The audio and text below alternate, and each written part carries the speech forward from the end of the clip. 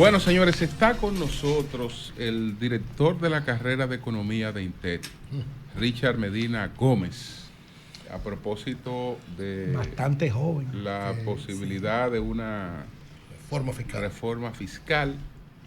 Entonces, tengo entendido que ustedes están trabajando una propuesta. Adelante, Richard. Sí, muy buenos días a todos los que nos escuchan a través de esta emisora. Gracias, don Julio, por la invitación. Efectivamente, el Instituto Tecnológico de Santo Domingo, INTEC, está preparando un foro sobre la reforma fiscal para este miércoles 3 de julio de 9 a 12 de la mañana. Tendremos varios panelistas. O sea, el miércoles próximo. Pasado mañana. Tenemos 3 paneles, cada uno con 3 panelistas, expertos cada uno en su área. ¿Paralelos los paneles? No, secuenciales.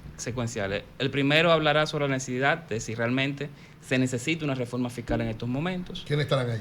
Ahí estará José Luis de Ramón, Isidro Santana y un servidor, Richard Medina. Okay. En el segundo panel trataremos sobre la magnitud de una posible reforma fiscal y si es necesario hacer otras reformas concomitantes o más o menos secuenciales con la reforma fiscal.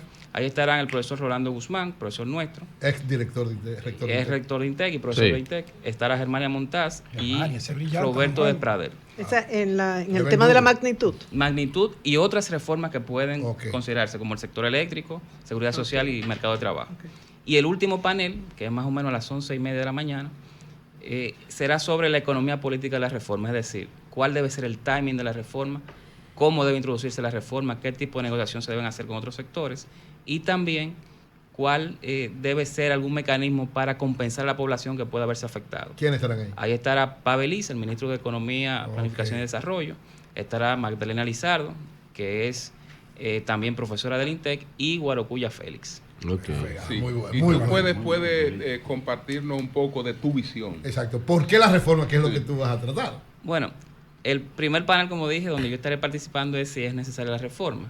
Hay varios temas ahí. República Dominicana en los últimos años ha aumentado de manera importante su gasto, sobre todo el gasto corriente.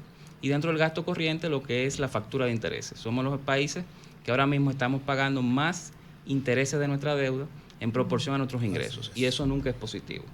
Yo de hecho escribí un artículo en Listín Diario hace unos días con ese tema. Y segundo, hay una situación bastante importante, bastante llamativa con el sector eléctrico. El sector eléctrico el año pasado generó un déficit de alrededor de 1.540 millones de dólares.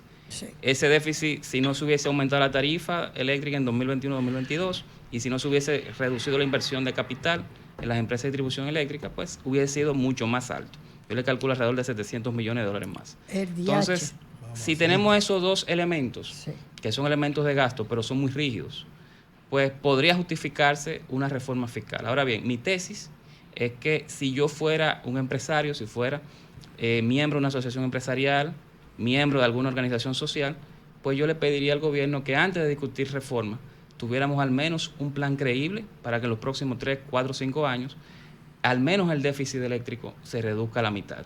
Para eso hay que buscar recursos, hay que invertir alrededor de 300, 400 millones de dólares en medidores, postes de luz, cables, subestaciones. O sea, que antes de la reforma, el sistema de transmisión eléctrica solamente demanda más de 5.000 millones de pesos, de dólares, perdón. Tú planteas que antes de empezar a discutir una reforma fiscal, el gobierno debería evaluar y actuar frente al déficit eléctrico. El déficit eléctrico no se va a resolver de la noche a la mañana. Yo lo que planteo es que se haga un plan, identificando recursos, porque por año para las EDEN, no para, yo no hablé de empresas de transmisión eléctrica, ni hablé del segmento de transmisión, sino del de distribución y comercialización. Sí.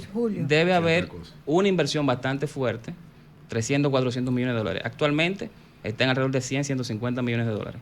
Previo a la pandemia, el número era de 250 millones de dólares promedio por año. Entonces lo que se está invirtiendo probablemente no está dando para mantener las pérdidas de los niveles en que están ahora. Por lo tanto, hemos visto en los últimos 3 años un deterioro de pérdidas.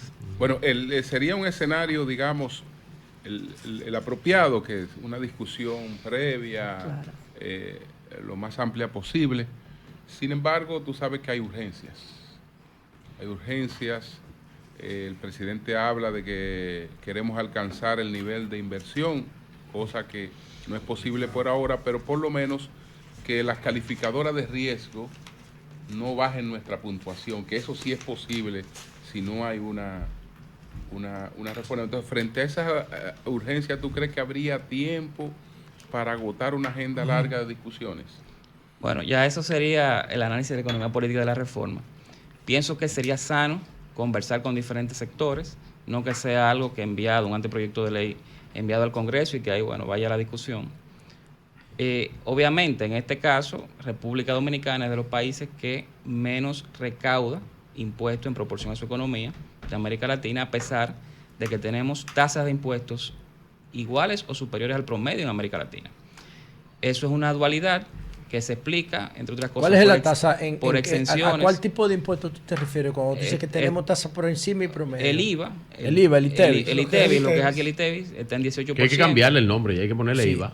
El ITEVIS, el promedio de América Latina, ¿cuál es? Entre 14 y 16%. Nosotros tenemos un 18%. O sea, que si mejoramos la eficiencia del cobro, no hay que subir más. Si ampliamos la base y mejoramos la eficiencia, podemos bajarlo. Ahora, ahí la combinación sería revisar exenciones, revisar empresas evasión que no lo están transparentando. Hay una situación que no es menor y es que tenemos una alta informalidad a nivel tanto de las empresas, sobre todo en el sector micro, pequeñas y medianas empresas, 85, 86%, y a nivel de mercado de trabajo, bueno, más del 55% de nuestra fuerza de trabajo empleada hoy es informal. Entonces, por eso yo digo que hay que verlo como un todo. Obviamente no hay tiempo para hacerlo todo. ¿Y el impuesto sobre la renta en América Latina, cuál es la tasa? Está en alrededor del 20%. Y nosotros con un 27%. Perdón, en 23%. Nosotros con un 27%. O sea que en esas dos categorías tributarias de hay que bajarla, impuestos sobre la, no hay que bajarla, hay que eficientizarla. Porque si tú la subes, eficientizar ¿para qué tú la vas a subir si tú no cobras? Eficientizar, no, van a pagar lo mismo que siempre pagan. Debe eficientizarla para bajarla, porque tú estás pagando. Pero que ya tú la tienes, ¿para qué tú la vas a bajar? Si el otro lado, el lado oscuro de la moneda, que el que no paga. Adelante, doña Consuelo. Richard, el CONEP está planteando desde hace semanas y semanas que República Dominicana amerita un pacto de nación. Eso ha dicho el CONEP. Que yo encuentro que eso está muy bien. Y dice Celso Juan que tiene que promover empleos, inversión y bienestar social. Ese pacto de nación podemos compaginarlo con esas condiciones, porque si es para traerme más mano de obra ilegal al país, me avisan. Si es para ponerle más impuestos a la clase media, no aguantamos más, ¿verdad? Si es para que haya más anticipos, que yo estoy hasta aquí pagando los anticipos, los chiquitos estamos hasta aquí siempre pagando esos anticipos, me avisan. Entonces, hay una esencia de que la reforma fiscal, porque son dos clases ya, esto es rápido, la reforma fiscal tiene que ver con el gasto también, son los impuestos más el gasto, vamos a analizar el gasto, mientras que la reforma tributaria es solamente vamos a ver los impuestos, ¿verdad?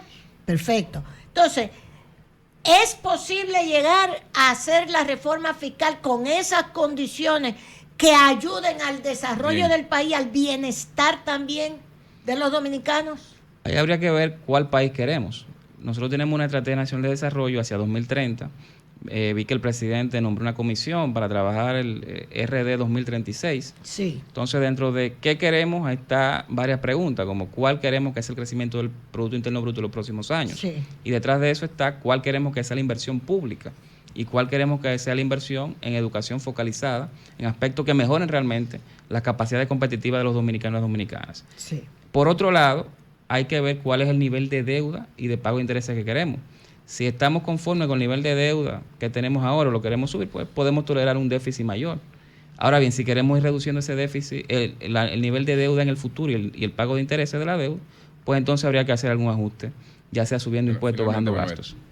Richard, hemos visto desde ya, digamos que una lucha mediática, natural, ¿verdad?, de diferentes sectores que han presentado de alguna forma sus inquietudes a que ellos lo toquen. ¿De qué forma ustedes pudieran visualizar a cuáles sectores realmente se les puede tocar y a cuáles tú entiendes que no se les puede tocar, aún haya la necesidad de buscar recursos? Bueno, habría que ver, yo soy partícipe de lo que yo llamo no cazar en el zoológico, es decir, tratar de buscar, de no gravar aún más aquellos contribuyentes que están sobrecargados. Exacto. Lo que el Gazebo, por un mejor país, escribía en un momento llamado asfixia fiscal. Ahora bien, ¿cuáles sectores se le van a poner más impuestos y a cuáles sectores se le van a mantener exenciones, se le van a quitar exenciones? Y es una decisión del gobierno. Pienso que deberíamos ponernos de acuerdo en alguna metodología para evaluar. Donde sea necesario mantener ese incentivo del gobierno para generación de empleos o para atracción de inversión extranjera directa, que luego se convierta en empresas que generen empleos de calidad y que hagan transferencia de tecnología, pues ahí obviamente yo estaría muy de acuerdo con mantener o incluso aumentar exenciones. Y por ejemplo, en casos concretos, zona franca, turismo, industria del cine, mantener los incentivos. Ahí habría que ver cómo está desarrollándose. No soy un experto en temas de cine, pero a nivel de zona franca, sí hay que verlo, de que hemos ido escalando. Antes lo que teníamos era zona franca textiles, las llamadas maquilas. Luego de que acaba el acuerdo multifibra, vuelven las zonas francas acá, trabajamos con exenciones y luego esas zonas francas han ido escalando a nivel tecnológico. Ya estamos produciendo dispositivos médicos, algunos marcapasos, piezas de marcapasos. Y yo creo que mejorando la capacidad dominicana a nivel de educación, se podría tener industrias un poco más sofisticadas todavía. De chips, dice que de chips. Turismo. Hacer chips aquí. A nivel de chips, yo creo que es complicado. Se puede ver alguna parte específica de microchips, pero es una inversión muy grande. Turismo, Richard. Turismo habría que verlo. Pienso que el turismo ha dado muchos resultados en República Dominicana. Una gran parte de la Pero Richard, perdón, ahí mismo, trabajando. Lugares que ya están desarrollados. Por ejemplo, Punta Cana está muy desarrollado. ¿Se dirían las exenciones en ese lugar o habría que llevarlos a otro lugar para que se desarrollen? Bueno, eso es parte, yo creo, de la discusión. Los invito a que vayan a que sintonicen el foro. No, pero comercio electrónico. No ha hablado nada de comercio electrónico informal. Bueno, nos quedan dos preguntas. Bueno, el presidente Abinader dice que para el 2036 este va a ser un país desarrollado. América Latina nunca ha podido desarrollar un país. Nunca ha podido. Dice el Fondo Monetario en un informe de agosto del año pasado que en 40 años pudiera considerarse la economía dominicana como una economía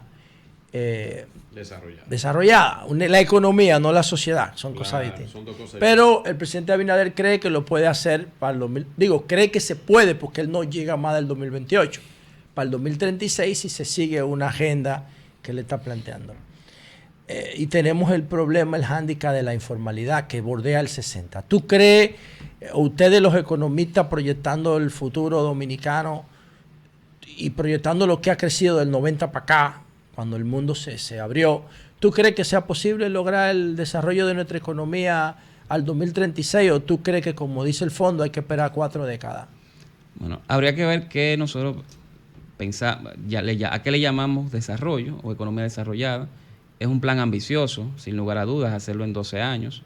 República Dominicana, desde hace más de 25 años, es el campeón de crecimiento de América Latina, excepto si sacamos los periodos de la crisis bancaria 2003-2004 y el año del COVID, el año siguiente. Y la crisis inmobiliaria del 2008. Sí, pero igual crecimos bastante. O sea, si tomamos el promedio, estábamos entre lo que más crecíamos. Y yo pienso que es bastante ambicioso. Hay que ver qué se quiere, pero de nuevo, para tener en 2036 el país que queremos, sea cual sea el que decidamos tener, hay que hacer una serie de sacrificios. Parte de ese sacrificio es pagar más impuestos, porque con eso podemos hacer aquella infraestructura que más necesitamos. O sea, que tú estás de acuerdo con el aumento de las tasas. Por ejemplo, no he dicho eso, sino hay que ver dónde puede aumentarse, dónde puede ampliarse la base, dónde se podría reducir. Correcto. Y dónde se puede eficientizar el gasto. O sea, es una combinación, por eso es reforma fiscal. Richard, hemos hablado mucho del tema de la generación de empleos, que es uno de los principales handicaps que tiene nuestra economía, y lo que generamos son empleos chatarra, como dice José La Luz.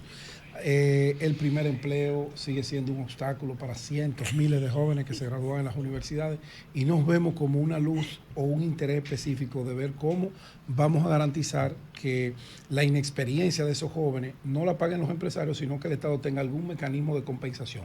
¿Han evaluado o pretenden evaluar ustedes ese tema del primer empleo y el desarrollo del empleo en la juventud? Todavía no. Como dijimos, este foro es para tratar temas de la reforma fiscal. La relatoría, lo que salga de ahí, va a ser orientado a reforma fiscal. Obviamente va a haber una recomendación, probablemente hay una recomendación de reformas en otros sectores, incluyendo mercado de trabajo y seguridad social. Cuando tengamos un evento de uno de esos temas, pues sin lugar a dudas que saldrá esa problemática. ¿Es abierto a todo el público el foro? Es por invitación. Nosotros sí vamos a transmitirlo por YouTube en vivo y va a quedar. Están todos invitados acá. Por YouTube. No, personal. No, porque lo que pueden ir a obstruir ese debate. No. Ahora bien, el que quiera consultarlo lo puede ver en vivo a través de nuestro canal de YouTube y en diferido para cuando le sea posible en el canal de YouTube de Intec. Bueno, pues muchas gracias. Muy bien por Intec. Muchas gracias. Muy buena. Sigue siendo una cuna pesada. Nosotros debemos convertirnos en el programa. El director de la carrera de Economía de Intec. Gracias. Muchas gracias. Cambio fuera.